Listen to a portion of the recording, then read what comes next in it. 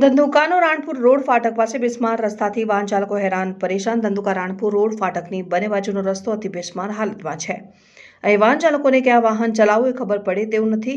ત્યારે પાછલા ઘણા સમયથી ઉબડ-ખાબડ મસમોટા ખાડાઓવાળો રસ્તો નવો બનાવવા તંત્રને સમય જ નથી ને આથી સ્થાનિકો અને વાહન ચાલકોમાં તંત્રની ઘોર નિદ્રા સામે ભારે આક્રોશ દેખાઈ રહ્યો છે. ધંધુકા રાણપુર રોડ પર કટક પાસે બંને તરફનો માર્ગ ખૂબ બિસ્માર હાલતમાં છે, જેના કારણે અનેક નાના મોટા અકસ્માતો થઈ રહ્યા છે.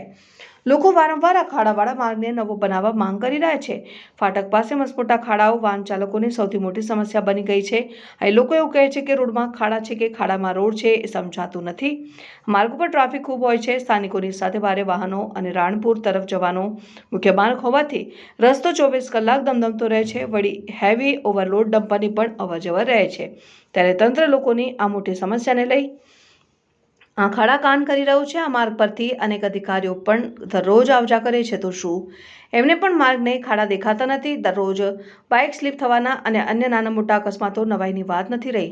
ત્યારે શું તંત્ર કોઈ મોટી દુર્ઘટનાની રાહ જોઈ રહ્યું છે કે શું લોકો આ માર્ગ સત્વરે નવો બનાવવામાં આવે તેવી લોકમાંગ પ્રબળ બની છે. જો આગામી થોડા સમયોમાં રોડ નહીં બનાવાય તો લોકો આંદોલન કરવા મજબૂર બનશે તેવી ચીમકી પણ ઉચ્ચારી રહ્યા છે.